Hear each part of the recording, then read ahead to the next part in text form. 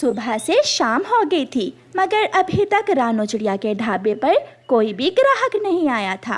आज का सारा खाना फिर से फेंकना पड़ेगा, कोई ग्राहक आता ही नहीं। मैं बहुत मेहनत से खाना बनाती हूँ, शुद्ध घी और ताज़ा सब्जियाँ इस्तेमाल करती हूँ। कबूतर कबूतर, ना ना, उस चिड़िया के ढाबे से कुछ ना खाना, उसका खाना एक नंबर बेकार है। मैंने अभी अभी खाया था, जरा भी स्वाद नहीं है चिड़िया के खाने में।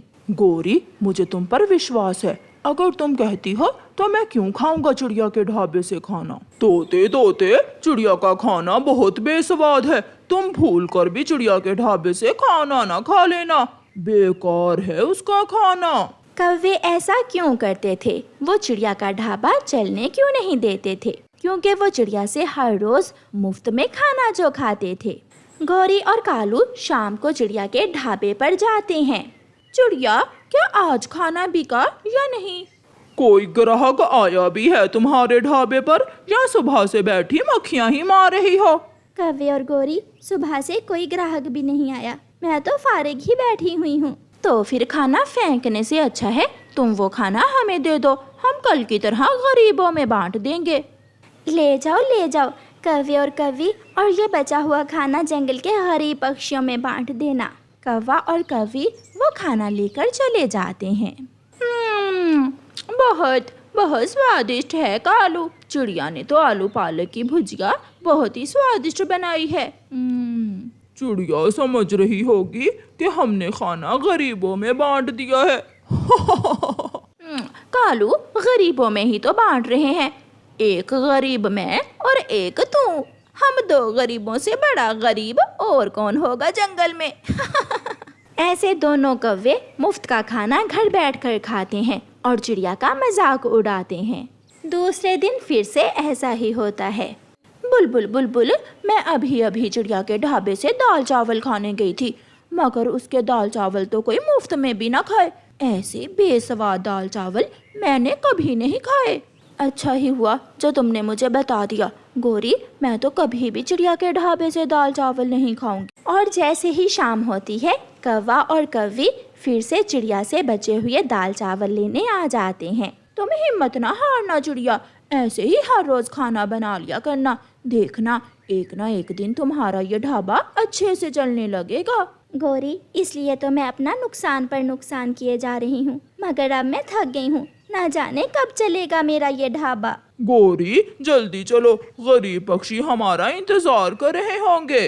कौवा और कौवी बचा हुआ खाना लेकर वहाँ से चले जाते हैं। आज मैं इन कौवों के पीछे जाकर देखती हूँ कि ये किन गरीब पक्षियों में मेरा बचा हुआ खाना बांटते हैं। ऐसा सोचकर चिड़िया कौवों के पीछे पीछे जाती है। ऐसे दाल चावल तो मेरी माँ बनाया करती थी, बहुत स्वादिष्ट हैं ये दाल चावल। कालू जी, मैंने बुलबुल से कहा कि चिड़िया के दाल चावल खाकर मेरे पेट में दर्द शुरू हो गया, तो बुलबुल बहुत डर गई थी। अच्छा ही है, अगर ऐसे ही चिड़िया का खाना बचता रहेगा तो हम गरीबों का पेट भी भरता रहेगा। चिड़िया खिड़की में बैठी सारी बातें सुन रही थी।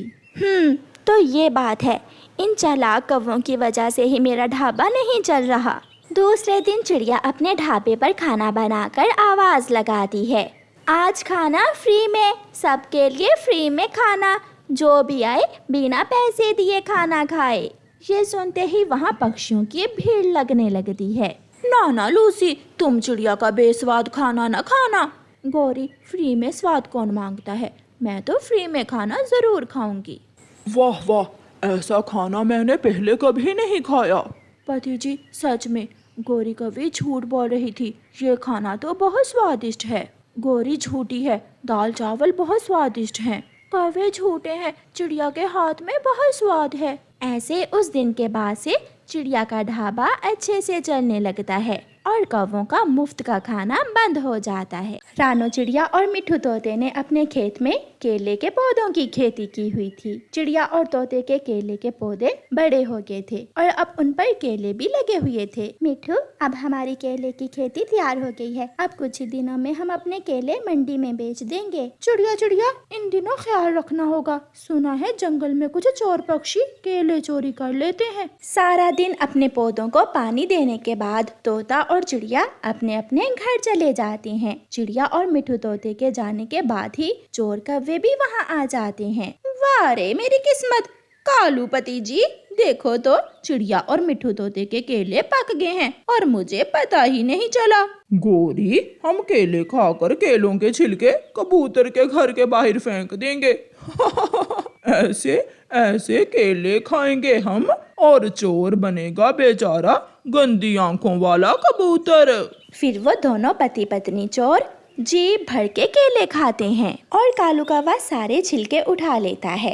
वो सीधे कबूतर के घर जाते हैं और कबूतर के घर के पास जाकर केले के छिलके फेंक देते हैं। दूसरे दिन जब चिड़िया और मिट्ठू तोता अपने केले के खेत में आते हैं तो पके हुए केले ना देखकर परेशान हो जाते हैं। हमारी मेहनत से तैयार फसल कोई चोर चुरा कर ले गया। मैं छोड़ूंगा नहीं उसे, जो भी होगा मैं उसे जरूर पकड़ूंगा। चिड़िया और तोता दोनों कौवों के पास जाते हैं। कौवे कौवे, हमारे केले के पौधों से किसी चोर ने केले तोड़ लिए हैं। क्या ये काम तुम्हारा है? चिड़िया, ना, हम दोनों ने तो कई महीनों से चोरियां करना छोड़ दी हैं। तुम ऐसा करो, सब पक्षियों के घर जाकर देखो। जिसने केले खाए होंगे उसने घर के बाहर ही केले के छिलके फेंके होंगे। चिड़िया को कौवों की बात पसंद आती है।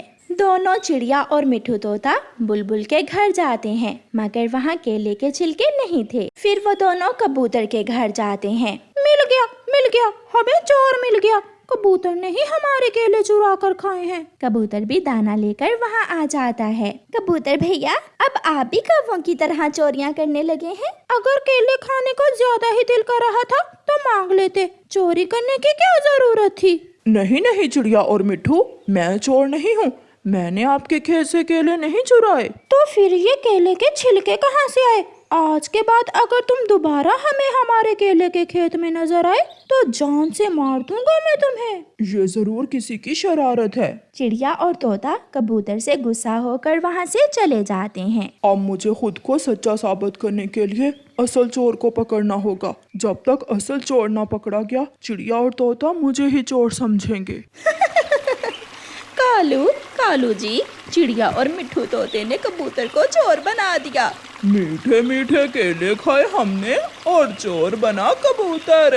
आज हम फिर से केले खाएंगे और चोर बनाएंगे मोटी बुलबुल को। फिर वो दोनों अपने घर से निकलते हैं। चिड़िया और मिट्ठू तोता अपने पौधों को पानी दे रहे थे। चिड़िया, अब दोपहर हो गई है, हम घर में थोड़ा आराम करने के बाद शाम को आएंगे और पके हुए सारे केले काट लेंगे। मिट्ठू भैया, मैं खाना खाकर वापस आ जाऊंगी।